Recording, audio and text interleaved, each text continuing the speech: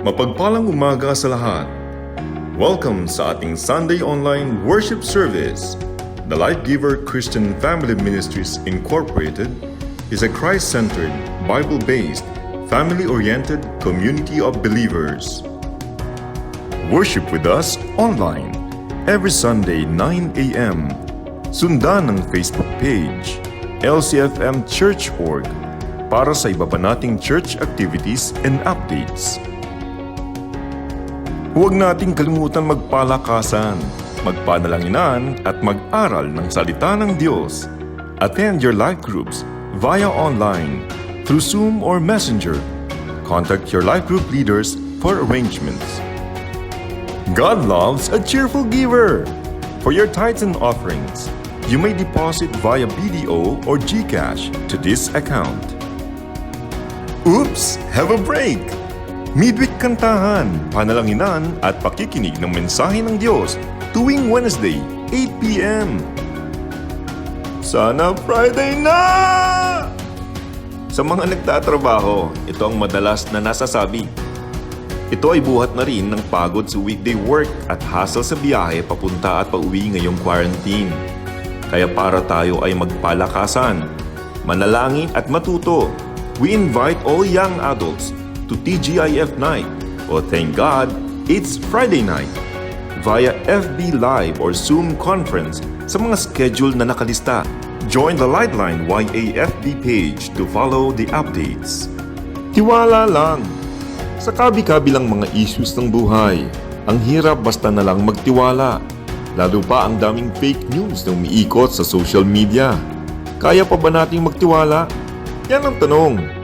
Magsama-sama tayong muli sa isang makabuluhan at masayang programa na pinagkatiwalaan ng madla. Samahan natin ang live talks with Dean and guests upang talakayin ang mga current issues ng buhay. Kanino at paano tayo magtitiwala sa panahon ngayon? Tiwala lang live talks every Sundays at 8 p.m.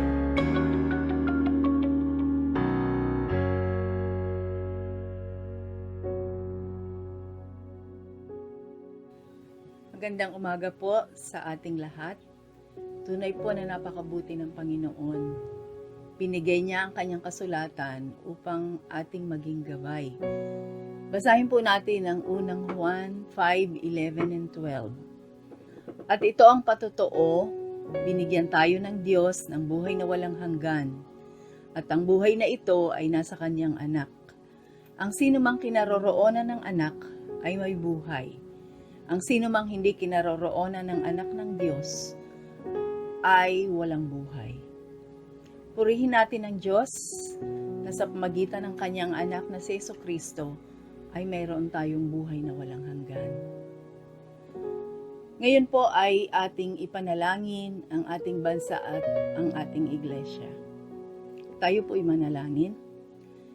Diyos amang makapangyarihan sa lahat, pakalinisin mo po ang aming puso at isipan.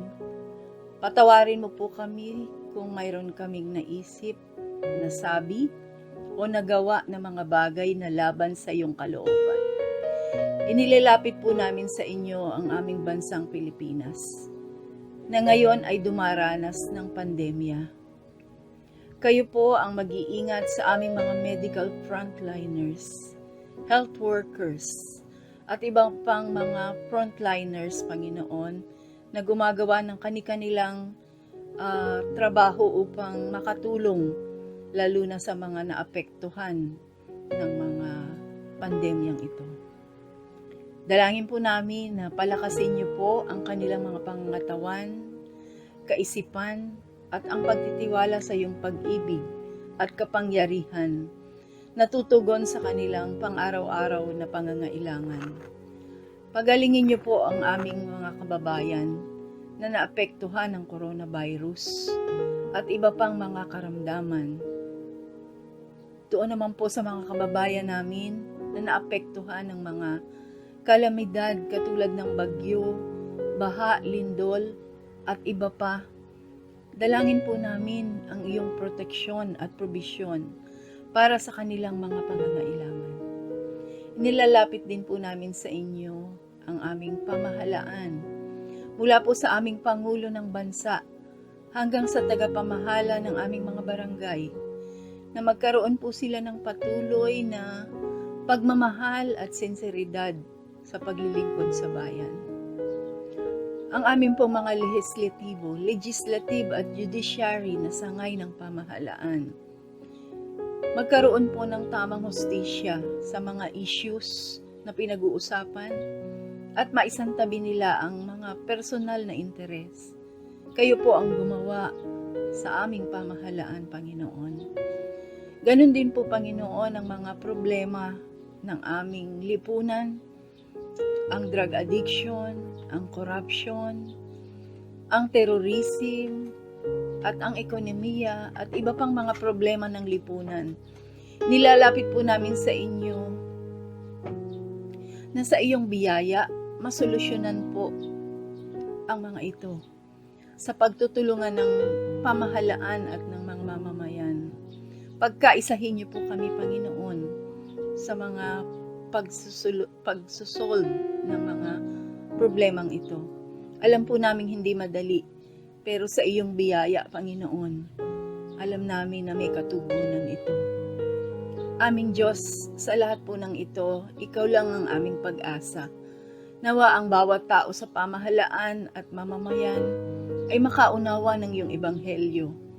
Kumilala sa Panginoong Hesus bilang personal na Panginoon at tagapagligtas upang magkaroon ng pagbabago, magkaroon ng buhay na walang hanggan at makasunod sa iyong kalooban. Dinadalangin din po namin sa iyo, Panginoon, ang aming iglesia, Panginoon, na iyong pinamahala sa amin, ang LCFM. Pangunahan niyo po ang mga panguna ng iglesia. Patuloy niyo pong gabayan sa pagpaplano ng ministeryo sa kabila ng mga pandemic na ito. Dalangin po namin sa inyo ang aming mga pastor, mga manggagawa, na siyang nangunguna sa aming mga local churches. Palakasin niyo po ang kanilang mga pisikal, espiritual na kalagayan upang maging matatag silang mga tagapanguna sa kani-kanilang mga local churches at mga mission assignments. Dalangin din po namin ang patuloy ninyong probisyon at proteksyon sa kanilang mga pangangailangan sa araw-araw at ng kanilang mga pamilya. At ang mga kaanib, Panginoon, ng iglesia, ang mga pamilya nila, Panginoon, ay ingatan niyo po sa anumang mga karamdaman, lalo na po sa mga viruses na ito, Panginoon, na sa aming kapaligiran. Lord, kayo po ang patuloy din na gumawa sa aming mga life groups. Patuloy po na maka-participate sa mga online Bible studies at bigyan niyo po kami ng maayos na internet, Panginoon, upang lalong maging malalim, matatag ang bawat isa sa aming mga pananampalataya. Patuloy niyo rin pong pangunahan ang mga online ministries na kung saan, Panginoon, ay nagiging instrumento ito upang lalo ka pa naming makilala, lalo pang ma-encourage ang bawat isa. Katulad po ng mga aming Sunday worship at midweek services at panalanginan, ang tiwala lang, ang red letters, ang equipping the saints, at ang mga iba pang online youth activities. Magbigay po ito ng mga encouragement at katatagan sa aming mga pananampalataya. Dalangin po namin sa inyo ang aming mga kongregasyon, Panginoon, ng Chestnut, ng Project 4, ng Marikina, ng Pasacola. Gayon din po yung mga mission points sa Pritil, sa Kupang, at sa iba pang mission outreach namin sa Sorsogon, sa Lubo, sa San Mateo, sa Bagumbong sa Pangasinan, at sa Illinois, USA. At sa mga iba-iba pa pong lugar na minimisyon sa kapaligiran ng mga kongregasyon, sa mga opisina, eskwelahan, at iba pang working places ng aming kapatiran. Nawa, Panginoon, ay maunawaan ang iyong ebanghelyo at lumagang espiritual ang bawat isa.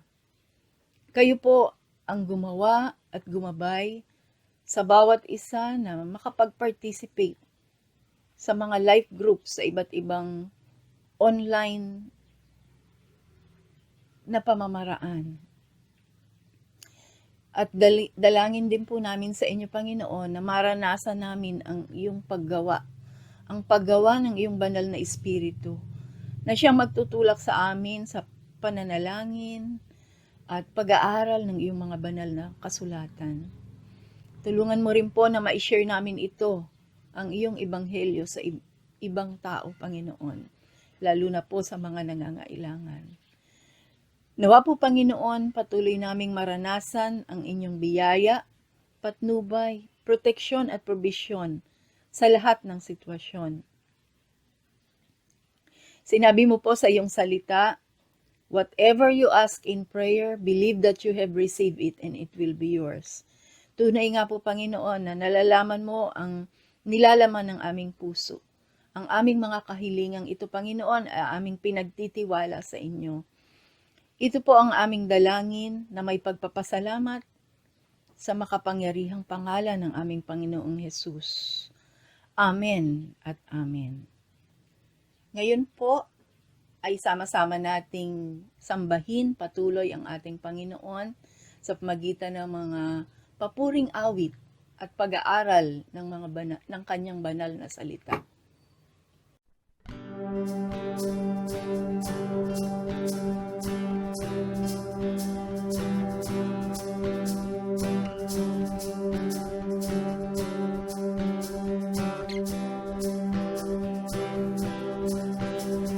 Open up the doors again.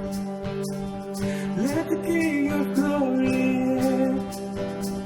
His kingdom will never end. Oh, I know that you are good. Break the darkness with the light. All the earthly praise arise. Every dead place come alive.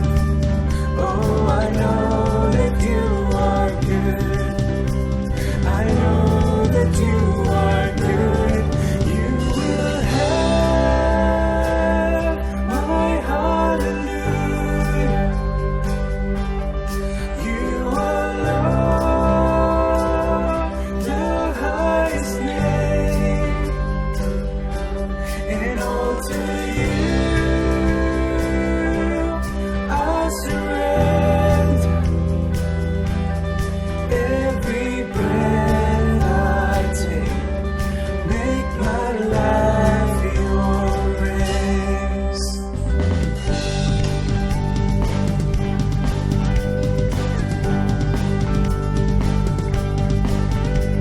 Spirit of the living God, fire burning in my heart.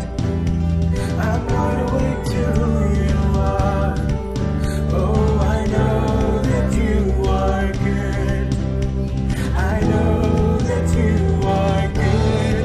You will have my hallelujah. You are Lord, the highest name, and all to you I surrender. Every breath I take, make my life your praise. You are my strength when I am weak. You are my sight when I can't see. As praise goes up, I believe the walls are coming down. Oh, when I was lost, you rescued me. When I was bound, you set me free. As praise goes up, I believe the walls are coming down. Oh, you are my strength when I am weak. You are my sight when I can't see. As praise goes up, I believe the walls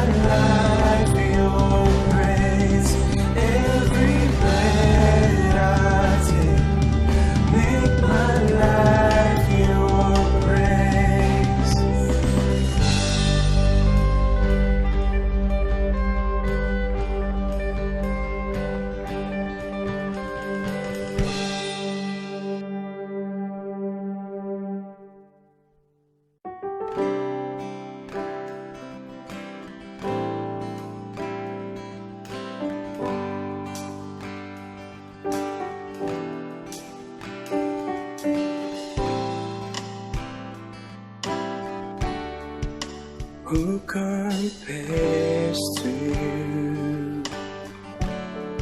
Who set the stars in their place? You who calm the raging seas that came crashing over me. Who compares to you? You who bring the morning light, the hope of all earth. Yes, rest assured in your great love. You are magnificent, eternally wonderful, glorious Jesus.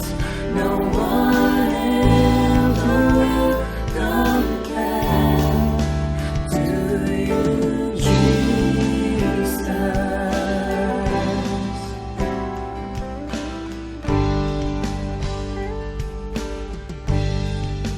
Worthy evening fades, you call for songs of joy as the morning waves. We your children give you praise. You are magnificent, eternally wonderful, glorious Jesus. No one ever will compare. You are magnificent, eternally wonderful, glorious Jesus. No one ever will compare to you, Jesus.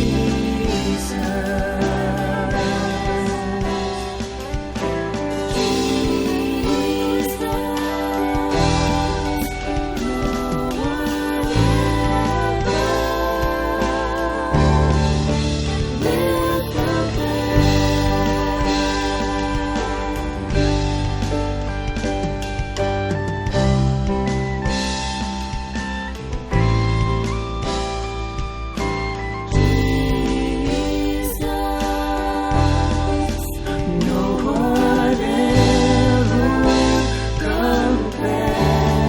You are magnificent, eternally wonderful, glorious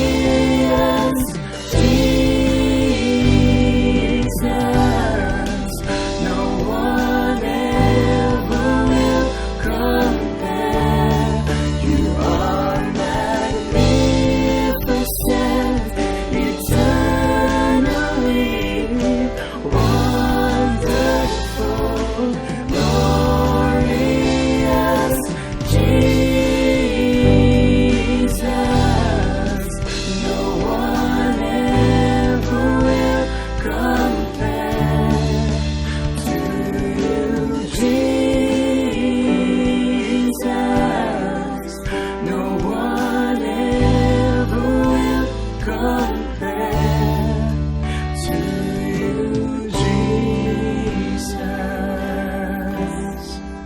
No one ever will compare to you, Jesus. No one ever will compare to you, Jesus.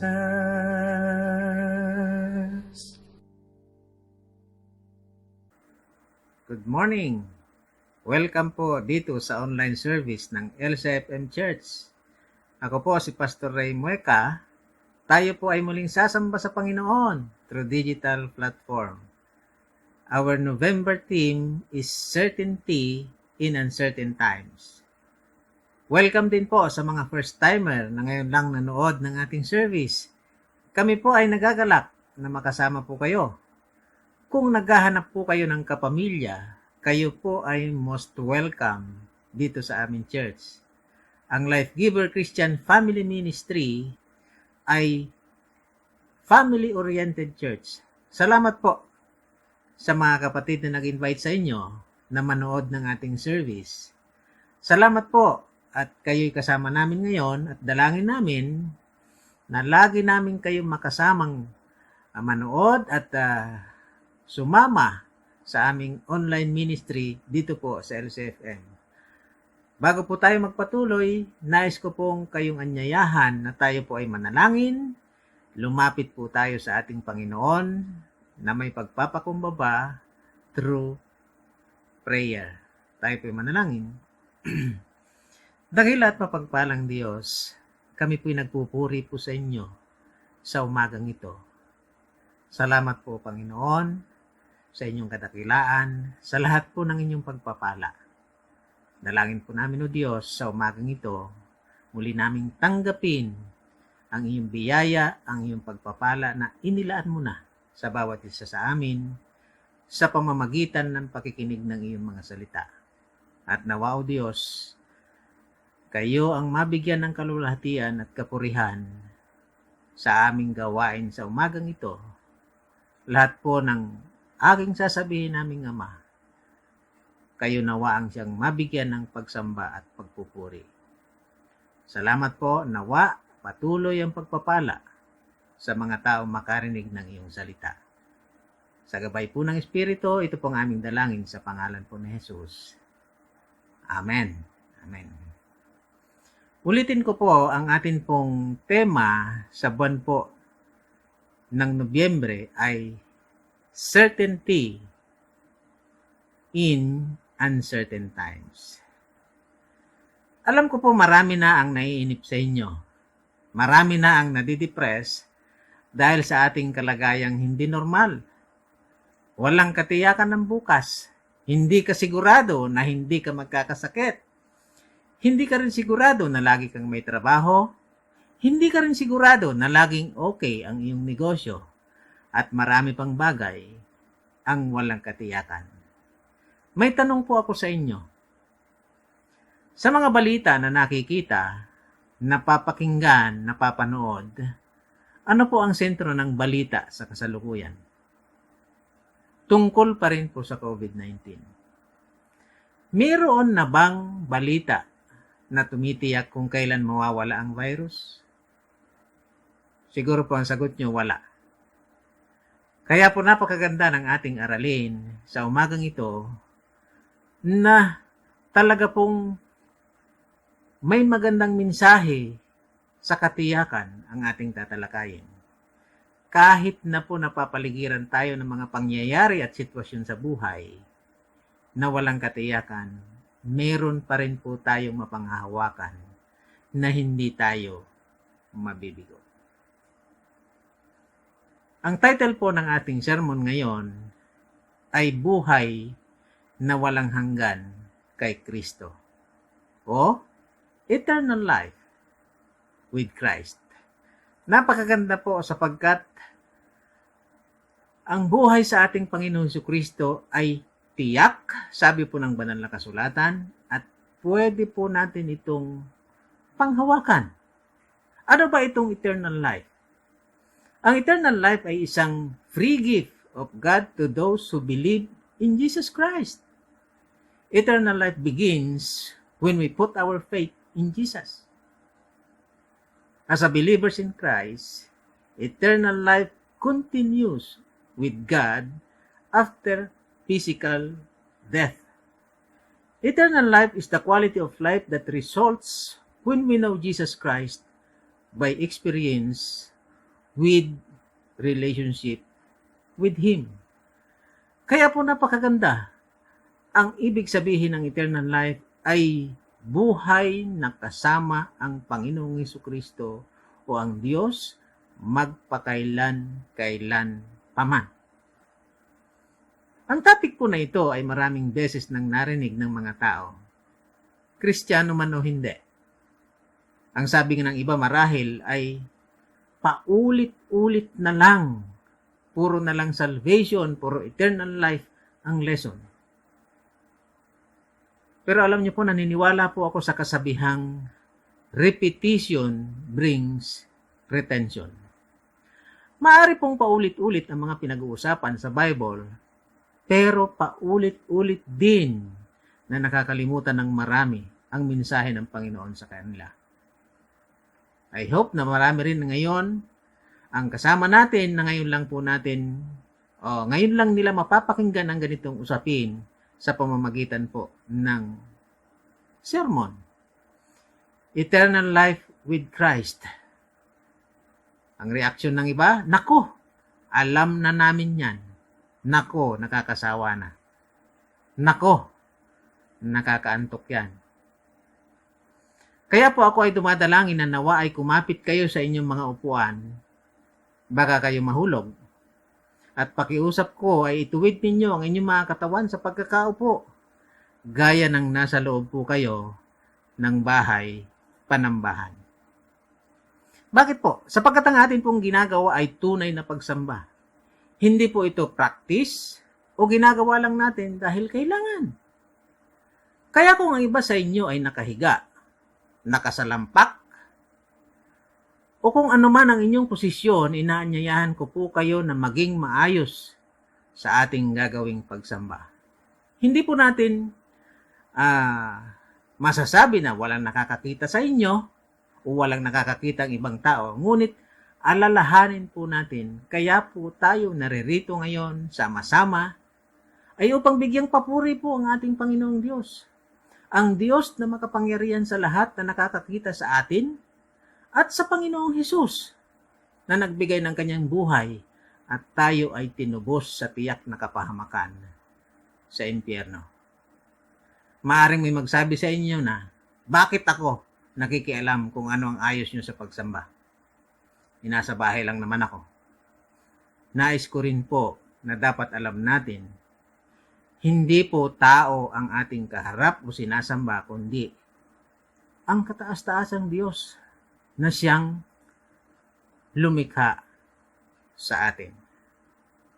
Salamat po sapagkat naunawaan ninyo kung ano po ang ibig kong sabihin. Eternal life with Christ. Bakit nga po ba paulit-ulit itong lesson na ito? Mahalaga pa ba ito ngayon? Yes, mahalaga pa po ito ngayon at lalong mahalaga ngayon sa panahon natin dahil walang katiyakan ang buhay. Ang daming namamatay, hindi lamang po sa COVID-19 kundi sa iba't ibang mga sakit. In fact, kung wala pong COVID-19, marami sa inyo ang nasa sementeryo dahil undas o araw po ng mga patay. Dinadalaw ang mga puntod ng mga mahal sa buhay na nauna nang namatay. Ito ay katunayan lamang na ikaw ay pupunta o tayo ay darating din sa kamatayan. Ito'y tiyak na mangyayari. Hindi lamang alam kung kailan tatawagin ng lumikha. Subalit, ito po ay tiyak at hindi natin kayang pasubalian. Mahalaga po ang eternal life with Christ dahil ito ang sentro ng message ng Bible. Ang lahat ng kasulatan ay nagtuturo kay Kristo. Ang lumang tipan, ang anino ng darating ng Mesyas na tagapagligtas na walang iba kundi si Kristo. At sa bagong tipan po, ito ang kaganapan ng kanyang pagparito ng Panginoong Hesus. Ito po ay tiniyak ng Biblia na walang kaligtasan maliban sa pamamagitan ng Panginoong Hesukristo at sa kanyang tinapos na gawa sa krus ng Kalbaryo. Mahalaga pa po ito dahil ang layunin ng pagparito ng ating Panginoong Hesus ay upang iligtas ang mga tao. Bakit po? Dahil hindi kayang iligtas ng tao ang kanyang sarili. Ang tao ay ubod ng sama at hindi kayang bayaran ng kanyang mabubuting gawa ang kanyang kaligtasan. Lahat, wala ho kahit isa ang karapat-dapat sa paningin at pamantayan ng Diyos na banal. Sabi po sa Roma 3:23, ang lahat ay nagkasala at walang nakaabot sa pamantayan ng Diyos. At dahil po dito, may bayad. Ang kabayaran po ng kasalanan ay kamatayan, o ang ibig sabihin nito ay permanenteng pagkakahiwalay sa Diyos. Subalit alam po ninyo, ang Diyos tunay po na nagmamahal sa atin. Dahil po sa kabila ng mga kasalanan ng tao na magdadala sa Kanya sa ikalawang kamatayan, ano po ang ginawa ng Panginoong Diyos? Nagpadala po siya ng magbabayad upang na ikaw na dapat mamatay ay mabuhay at makasama ang Diyos magpakailan-kailan paman. Iyan po ang sinasaad ng Roma 6:23. Sabi po, sapagkat kamatayan ang kabayaran ng kasalanan, ngunit ang kaloob ng Diyos ay buhay na walang hanggan sa pamamagitan ng kanyang anak, ang ating Panginoong Hesukristo. Napakaganda po na maunawaan po natin ito habang nandito pa po tayo, habang hindi pa po bumabalik ang ating Panginoong Hesukristo. Alam po ninyo ang tingin ng iba rito? Kabaliwan. Alam po ninyo yung kanilang sinasabi tungkol doon sa mga hindi naniniwala, ito raw po ay kamangmangan. Pero ano po ang sabi ng unang Korinto 1:18? For the word of the cross is foolishness to those who are perishing, but to us who are being saved, it is the power of God. Sa mga hindi po naniniwala, ito ay malaking kalokohan sa kanila. Pero sa atin po, ito ang kapangyarihan ng Diyos sa ating kaligtasan. At kahit na po napakaliwanag ng pagkakasulat sa Bible na kay Kristo lamang may buhay na walang hanggan ng mga tao. Subalit ano po ang nangyayari? Ang mga tao, kung sino-sino pa ang kanilang hinahanap. Kung ano-anong paraan pa ang ginagawa sa pag-aakalang may matatagpuan silang daan patungo sa langit. At dumarating pa po sa punto na hindi nila kilalanin ang Panginoong Hesus na Diyos. Ipinahayag ni Hesus sa kanyang mga apostol na naging takapagturo din ng mabuting balita. Ano po ang sabi niya? Ako ang daan ng katotohanan at ang buhay. Walang makararating sa Ama, kundi sa pamamagitan ko. Napakaliwanag po na kay Kristo lamang, siya lamang ang daan, siya lamang ang katotohanan, siya lamang ang buhay.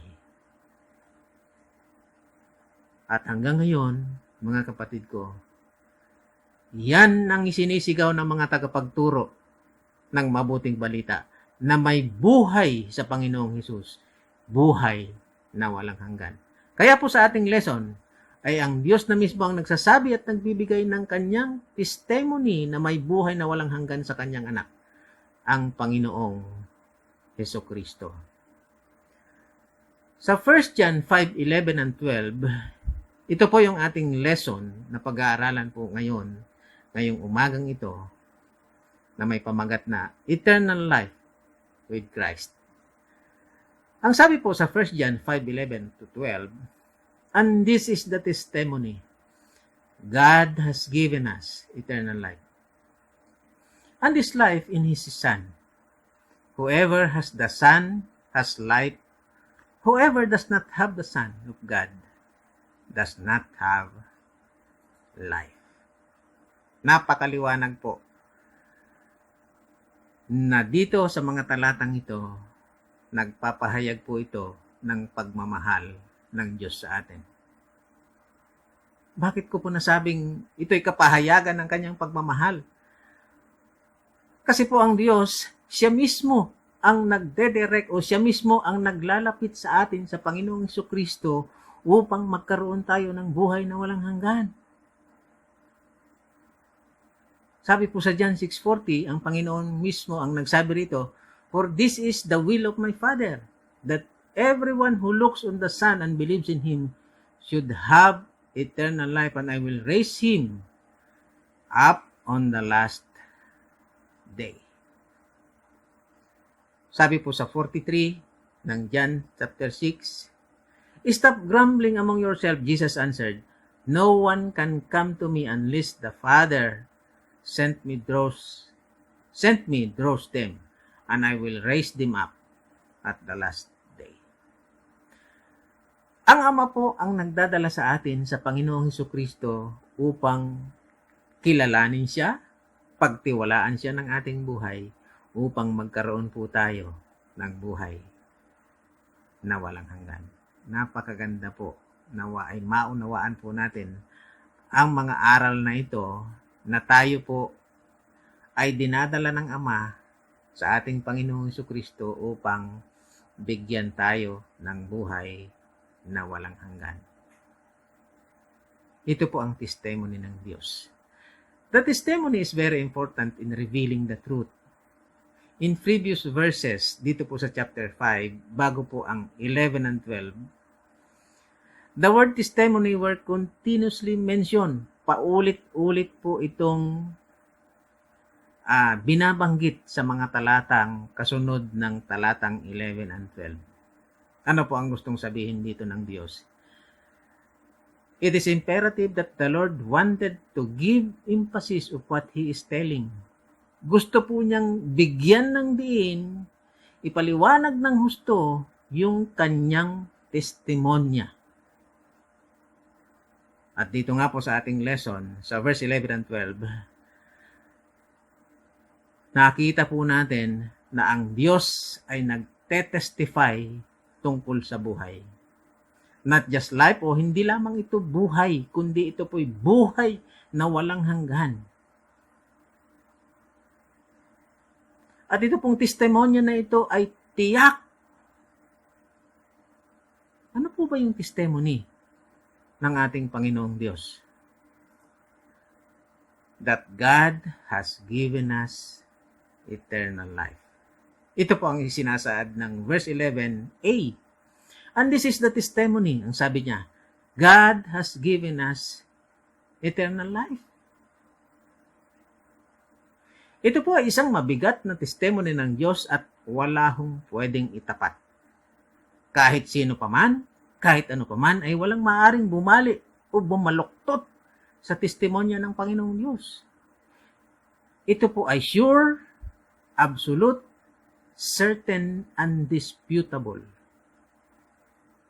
Kaya nga po, ang kanyang apostol na si John, ito rin po yung sinasabi sa kanyang sinulat sa 1 John chapter 1, verse 2. Ano po ang sinasabi? The life appeared. We have seen it and testify to it. Siya rin po yung nagtetestify sapagkat nakita po niya, napatunayan niya. And we proclaim to you the eternal life, which was with the Father and has appeared to us. Kaya po, ang ganda po na makita ang lahat ng apostol nagte-testimony tungkol sa buhay na walang hanggan sa pamamagitan ng Panginoong Jesucristo. Ang tanong po, why did God give eternal life? Bakit nga ba nagbigay ng eternal life ang Diyos? Bakit ang katulad natin na hindi karapat-dapat ay binigyan ng buhay, hindi lamang buhay kundi buhay na walang hanggan? Ano po ba ang dahilan? Ang sabi po, binigyan tayo ng eternal life ng Diyos because He loves us. Naroon po yung pagmamahal ng Diyos sa atin kaya tayo binigyan ng buhay na walang hanggan. Sabi po sa John 3:16, ito po ay familiar na po sa inyo, yung iba po ay sa ulado na ninyo, subalit kahit na sa ulado minsan, kuminsan naroon pa rin po yung pagdududa na sila ay walang buhay na walang hanggan. Sabi po, for God so loved the world that He gave His one and only Son, that whoever believes in Him shall not perish, but have eternal life. Nandun po yung pagmamahal ng Diyos, yung hindi masukat na pagmamahal ng Diyos ay nakita natin sa pagbibigay niya ng buhay na walang hanggan kahit na po tayo po ay makasalanan. Kaya ho walang makapagsabi na hindi siya mahal ng Diyos. Yun lamang pong hindi nakakakilala sa Diyos ang magsasabing hindi siya mahal ng Diyos. Bakit po? Paano ba ibinigay ng Diyos yung kanyang pagmamahal? Sa pamamagitan po ng sakripisyo. Isinakripisyo niya ang kanyang anak para sa katulad ko, katulad ninyo, na hindi naman karapat-dapat, patuloy na sumasalangsang at hindi sumusunod sa Diyos. Kaya po, alalahanin natin, kaya tayo binigyan ng buhay na walang hanggan dahil mahal tayo ng Diyos. Ano pa po yung reason bakit ang Diyos nagbigay sa atin ng eternal life? To know God and Jesus Christ. Upang makilala natin siya at ang Panginoong Hesukristo.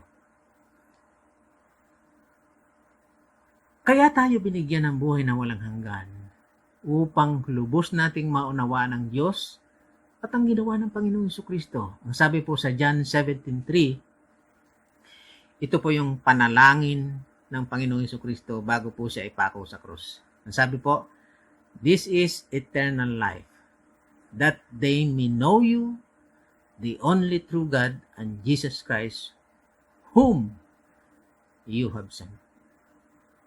Napakaliwanag po. Kaya po tayo binibigyan ng Diyos o binigyan ng Diyos ng buhay na walang hanggan upang makilala natin siya at ang Panginoong Hesukristo. Hindi ho pwedeng paghiwalayin ang Diyos at ang ating Panginoong Hesukristo. Ang sabi ni Jesus, walang eternal life kung hindi mo kilala ang Diyos at ang anak na kanyang sinugo. Walang pagkakakilala sa Diyos kung wala ang anak dahil sa pamamagitan ng anak, ipinakikilala ng Diyos ang kanyang sarili sa kanyang mga hinirang. Sabi nga po sa John 17:6, "I have revealed you to those whom you gave me out of the world. They were yours. You gave them to me, and they have obeyed your word." Kaya po, napakaganda na makita po natin, maunawaan natin bakit tayo binibigyan o binigyan ng Diyos ng buhay na walang hanggan. Sapagkat tayo mahal ng Diyos at sapagkat gusto niyang ipakita o ipakilala ang kanyang sarili at ang ating Panginoong Hesukristo. Ano pa po ang sinasabi o testimony o yung ano pa ang content ng testimony ng Diyos? Ang eternal life ay makikita o matatagpuan sa kanyang anak. Eternal life is in His Son. Sabi po sa 11b hanggang 12, ito po yung kanyang sinasabi. "And this life is in His Son. Whoever has the Son has life. Whoever does not have the Son does not have life." Kaya po, tiyak, he who has the Son has life. Kung sino man po ang nagtataglay sa Panginoong Hesukristo, kung sino man ang tumanggap o nag-surrender ng kanyang buhay sa Panginoong Hesukristo, ay may buhay na walang hanggan. Alam po natin na sinabi ni Jesus ng eternal life ay ang pag-kilala sa Diyos. Kaya po, sabi po sa John 3 verse 36, "Whoever believes in the Son has eternal life, but whoever rejects the Son will not see life, for God's wrath remains on them." Kaya ho, ang buhay na walang hanggan ay na kay Kristo, sa kanyang anak. Wala ho sa kung saan-saan na pinupuntahan ng maraming tao. Yung iba sumasapi sa kung ano-anong organization. Yung iba gumagawa ng maraming bagay sa pag-aakalang sila po'y magkakaroon ng buhay na walang hanggan. Subalit, wala hong buhay na walang hanggan kung wala si Kristo sa kanilang buhay. Kaya nga po, ang buhay na walang hanggan ay nakay Kristo. It is only in Jesus that eternal life can be found. And if we desire to have eternal life, we must be in Jesus. Ang tanong, paano ba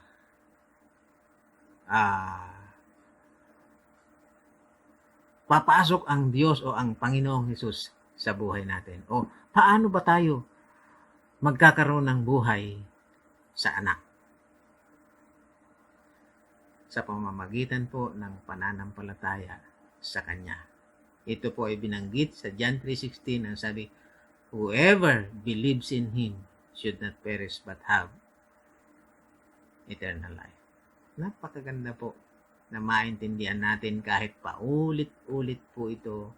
Wala na hong ibang katuruan na makikita tayong pinakamahalaga sa Bible, kundi yung nagtuturo sa Panginoong Jesucristo na siya ang buhay na walang hanggan, na sa Kanya matatagpuan ang buhay na walang hanggan. Subalit pansinin po ninyo yung huling bahagi ng talata na ating pag-aaralan. Ang sabi, he who does not have the Son of God does not have life. Parang exclusive po, no? Pero ito po ang katotohanan. Ito po mismo ang binanggit ng ating Panginoon Jesucristo. Ang sabi po niya sa John 14:6, ako ang daan, ang katotohanan at ang buhay. Walang makararating sa Ama kundi sa pamamagitan ko. Ang ibig pong sabihin nito, walang kaligtasan maliban sa Panginoong Jesucristo. Kaya po kung mayroong nagsasabi sa inyo, hindi mo kailangan si Kristo upang maligtas, umalis na po kayo. Huwag ho kayong maniniwala sapagkat iyan ang turo na iniwan ng Panginoong Jesucristo sa kanyang mga apostol. Walang kaligtasan kundi sa pamamagitan niya. At alam po ninyo, yan din ang binabanggit po ni Pedro sa kanyang sermon. Sa Acts 4:12, ang sabi niya, walang ibang pangalan ang ibinigay ng Diyos sa ikaliligtas ng tao kundi kay Jesucristo. Kaya po, mga kapatid, naroon ang katiyakan. Kay Kristo lang matatagpuan ang buhay na walang hanggan. At naroon din po ang katiyakan na kung wala si Jesus sa buhay mo, wala kang pag-asa, wala kang buhay na walang hanggan. Mga kapatid, napakaliwanag. Mapapahamak tayo kung wala si Jesus sa buhay natin. At alam po ninyo, ang sabi ng Diyos, ng Panginoong Jesucristo, ayaw niya na mayroon pong mapahamak. Ito po'y sinabi ni Pedro sa 2 Peter chapter 3 verse 9. The Lord is not slow in keeping His promise as some understands slowness. Instead, He is patient with you, not wanting anyone to perish but everyone to come to repentance. Nais po ng Diyos na tayo ay makasama niya, ayaw niya tayong mapahamak, ayaw niya pong mayroong pumunta sa impyerno. Kaya po, habang hindi pa siya bumabalik, bumalik tayo o bumalik kayo sa Kanya sapagkat naghihintay po siya sa bawat isa sa atin. Ang tanong, can you go against the testimony of God? No, you cannot. Hindi ka ho pwedeng sumalungat sa testimonya ng Panginoon. Bakit po? Sabi po sa 1 John 5:10, the one who believes in the Son of God has the testimony in himself. The one who does not believe God has made him a liar, because he has not believed in the testimony that God has given concerning His Son. Mga kapatid, kapag hindi po natin pinaniwalaan ang testimonya ng Diyos, isa po ang ibig sabihin nito. Ginagawa nating sinungaling ang Diyos. Ang Diyos na kailanman hindi nagsisinungaling. Pagka hindi tayo naniwala sa kanyang testimonya, sa kanyang sinasabi tungkol sa kanyang anak, ginagawa natin sinungaling ang Diyos. Alam po natin ang Panginoong Diyos, hindi po siya sinungaling. kaya niyang gawin ang lahat para po sa ikabubuti natin. Tinitiyak niya ang ating kaligtasan sa pamamagitan ng Panginoong Hesus. Tinitiyak niya ang kaligtasan na kung pagkakatiwala natin ang ating buhay sa Panginoong Hesus, tayo ay may buhay na walang hanggan. Isang buhay na kasama siya magpakailan, kailan paman. Bakit po maraming napapahamak? Sapagkat hindi po nila naintindihan kung ano po yung kaligtasan sa Panginoong Hesukristo. Ang tanong ko po sa inyo, do you have the assurance of salvation? Kapag ka ikaw ba ay namatay, sigurado ka bang pupunta sa langit sa piling ng Diyos? Pero bakit po hindi kayo masaya? Bakit po marami ang mga tao nagsasabing sila ay saved pero hindi sila masaya at puro lungkot pa rin yung kanilang buhay? Baka po hindi nila naintindihan o walang assurance. Some people do not have assurance of salvation because they are not saved. Yan po ang dahilan kaya wala kayong kasiguruhan sa salvation. And then, but when saved people do not have assurance, they are robbed of the joy of the Christian life. Alam po ninyo, mayroon pong mga tao na hindi alam kung sila ay ligtas, pero sila po ay ligtas. Marami pong ganon, yung parang Kristiyanong laging kakaba-kaba. Pero ibinigay niya ang buhay sa Panginoon Jesucristo bilang Panginoon at tagapagligtas. Ano po ang sabi ng banal na kasulatan? Ito po yung conclusion doon po sa ating pinag-aaralan sa verse 13 ng 1 John 5. Sabi niya, I write these things to you who believe in the name of the Son of God, so that you may know that you have eternal life. Napakaganda po. Yung palang mga Kristiyano na hindi alam kung sila ay ligtas, meron palang nakasulat sa Bible na pwede nilang matiyak na sila ay ligtas. Bakit po? Sapagkat isinusulat o isinulat ni John sa mga mananampalataya na kung sila ay na kay Kristo o sa anak ng Diyos, sila ay may buhay na walang hanggan. Kaya po, it is absolute or dapat po maging dogmatic po tayo that when Jesus is in your life, you have eternal life. But if Jesus, the Son of God, is not in you, you don't have eternal life. Kahit ikaw pa po ang obispo sa church nyo, kahit ikaw pa po ang pinakamataas sa church nyo o sa inyong organization, kung wala si Kristo sa buhay mo, wala. Wala kang kaligtasan sa buhay na walang hanggan. Sa atin pong panahon na hindi naman bumubuti, isa lang ang tiyak, ang tayo po ay na kay Kristo. Mamamatay man po ang katawang itong lupang katawan, dahil ito naman po talaga ang mangyayari. Subalit ang ating espiritu ay babalik sa Diyos at sa darating pong panahon, ang katawang lupa na nabulok ay papalitan ng katawang panlangit at makakapiling ang Panginoon magpakailan paman. Ito lamang ang sigurado. Ito lamang po ang pwede nating panghawakan dahil ang Diyos mismo ang witness at nag-testify sa katotohanan ito. Mga kapatid, kung wala ka pang katiyakan na ikaw ay may buhay na walang hanggan, bakit hindi mo tiyakin ngayon?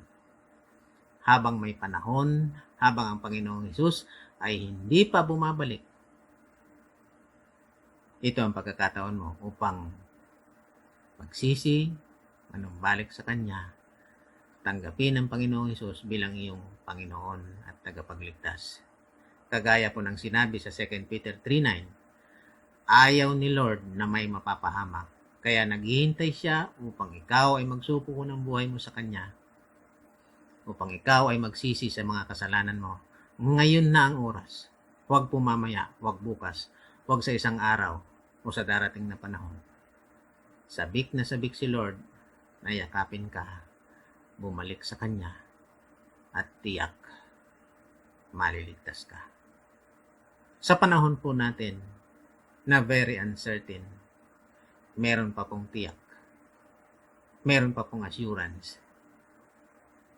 Kanino? Sa ating Panginoong Hesukristo na nagbigay ng kanyang buhay upang tayo ay mabuhay, buhay na walang hanggan sa piling ng Diyos, magpakailan, kailan pa man. Purihin ng Diyos, purihin ng Panginoong Hesukristo. Tayo po'y manalangin. Salamat aming Ama sa buhay na walang hanggan na ibinigay mo sa pamamagitan ng Panginoong Hesukristo, na nabugbog ang katawan, nabuhos ang dugo, namatay, inilibing, at muling nabuhay para sa amin. Salamat po sa katotohanan ito na kayo mismo na nagtetestify at nagbibigay ng inyong mga salita upang kami ay sumampalataya po, maniwala, magtiwala sa Panginoong Jesucristo. Pagpalain mo, O Diyos, ang iyong mga anak na patuloy na nananatili, patuloy na naglilingkod, sumasamba, nagpupuri sa inyo. Dalangin ko, Panginoon, yung mga wala pang pagkakilala sa inyo. Aming Ama, ilapit po ninyo sila sa Panginoong Jesucristo upang sila'y magkaroon ng buhay na walang hanggan. Salamat po, Panginoon, sa umagang ito. Patuloy po naming pinasasalamatan ang lahat po ng inyong pagpapala.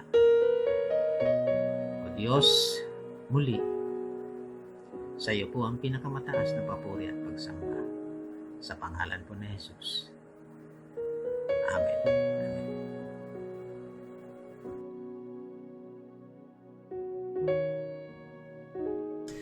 Bakit natin ginagawa ang atin pong communion?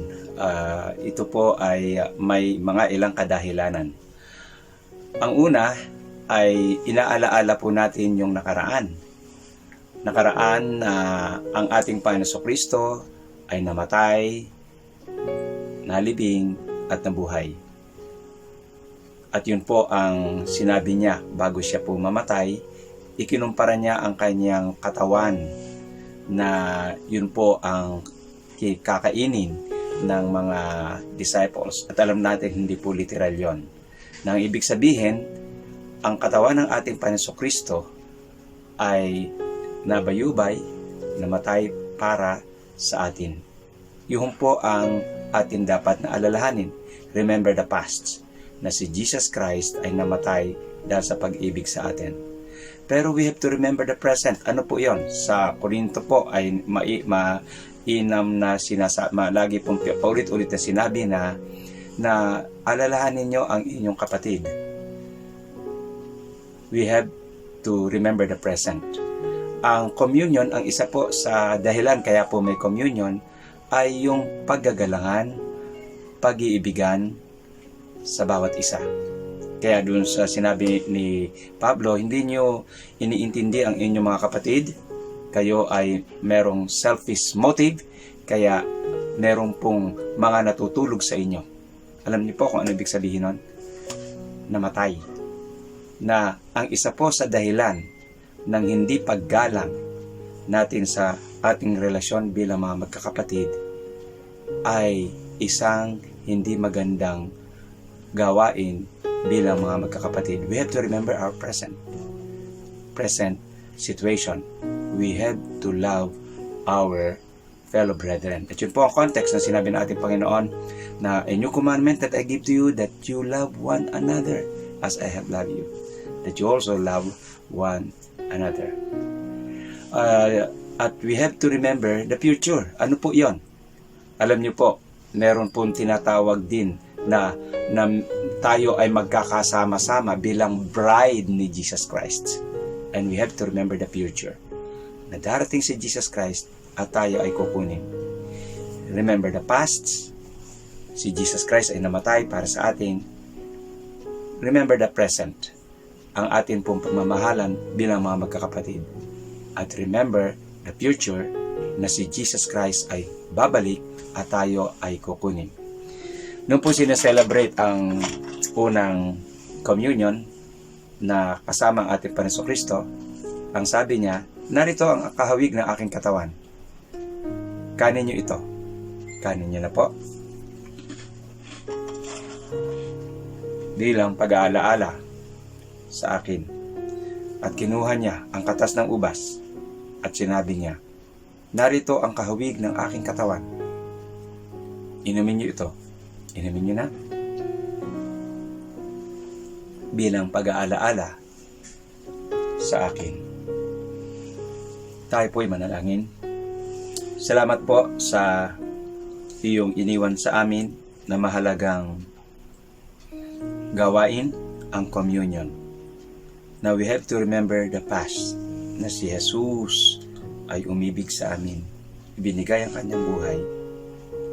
At we have to remember the present na ang aming mga kapatid na fellow brethren na tinubos din ng aming Panginoon Kristo, Diyos Ama, ay aming mahalin. At we have to remember the future na ang iyong anak ay muling babalik, kukunin kami, papalitan ng katawang ito ng katawang hindi na nasisira, at kami ay sasamba sa iyo magpakailanman. Sa ngalan ni Jesus. Amen. And amen. Eternal life in Christ. Ito po ang ating mensahe ngayong umagang ito na tinalakay po ng ating Pastor Ray Mueca. Ang ating pong tema sa buwang ito ay certainty in uncertain times. At inuna po nating i-discuss ang tungkol po sa eternal life. Na dapat ay matiyak po natin na kung tayo ay kukunin ng Panginoon, ay nakakatiyak tayo ng buhay na walang hanggan. At in-expound po ng ating Pastor Ray na ang eternal life lamang ay kay Jesus Christ. Wala na pong iba. Hindi tayo maliligtas sa pamamagitan ng ating mga gawa at relihiyon. Kay Jesus Christ lamang po tayo pwedeng manampalataya sapagkat siya po ang daan, ang katotohanan ng buhay. At siya po ang nagbigay ng kanyang buhay, nagbayad ng ating kasalanan, at muli po siyang nabuhay para bigyan tayo ng pag-asa. At narito po ang mga guiding questions sa inyo pong mga discipleship groups. At maganda po after ng atin pong pananambahang ito ay magkaroon kayo ng grupo-grupong pag-aaral para po ma-assimilate nating mabuti ang atin pong mensahe na pinag-aralan ngayon. Narito po ang mga sumusunod na discussion questions. Number 1, sa iyong pagkaunawa, ano ang buhay na walang hanggan? Sa iyong pagkaunawa, ano ang buhay na walang hanggan? Ang ikalawa, kailan nagsisimula ang buhay na walang hanggan? Kailan nagsisimula ang buhay na walang hanggan?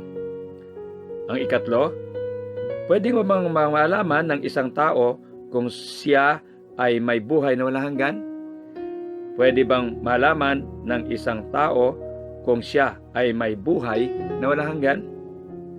At ang huli, ang ikaapat, sigurado ka ba na mayroon kang eternal life kay Kristo? Sigurado ka ba na ikaw ay may eternal life kay Kristo? Ilan pong mga pahayag ang atin pong Bible School, ang Life Giver Christian Bible School ay meron na po tayong klase this coming Monday. At ito po ay mag-uumpisa ng alas 8 ng gabi. Tungkol po sa mga detalye nito ay tawagan po natin ang atin pong Sister Nena, ang ating Sister Paraluman o Lomi, at ang ating Pastor James de la Cruz. At ang una pong subject na inyo pong pag-aaralan ay computer literacy. Bakit po ito ang inuna? Sapagkat tayo po ay online, tayo po ay tuturuan kung paano po magre-research at kung paano po magkakaroon ng mga documents na through online.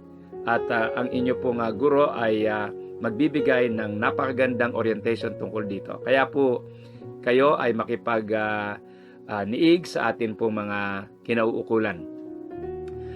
Ang atin pong Brother Albert Legaspi ay nasa ospital sa Marikina Hospital at ipanalangin po natin ang kanyang kondisyon at kanyang kagalingan. At ito po ay member po natin sa Project 4 under ng ating Pastor Kokoy. At atin po ang kanyang pamilya ay atin din pong ipanalangin. Tayo po ay manalangin. Panginoon, salamat po sa amin pong katiyakan na kami ay may buhay na walang hanggan. Alam namin ang aming buhay dito ay lilipas, subalit kay Kristo lamang namin matatagpuan ang buhay na walang hanggan at ng kasaganaan nito. Tulungan mo po, Panginoon, na malaging malalim ang aming pangunawa sa kahalagahan nito. Ipinapanalangin po namin si Brother Albert. Ikaw po ang magpagaling sa kanya at ikaw po ang magbigay ng kanilang mga pangailangan. Tanggapin ninyo ang mayamang papapala ng Diyos Ama, ang walang hanggang biyaya ng ating Panginoon Kristo, ang pakikipisan ng Diyos Espiritu Santo, ang maghari sa atin hanggang sa makita natin siya ng mukhaan. Amen and Amen. Rejoice in the Lord always, and again I say, again I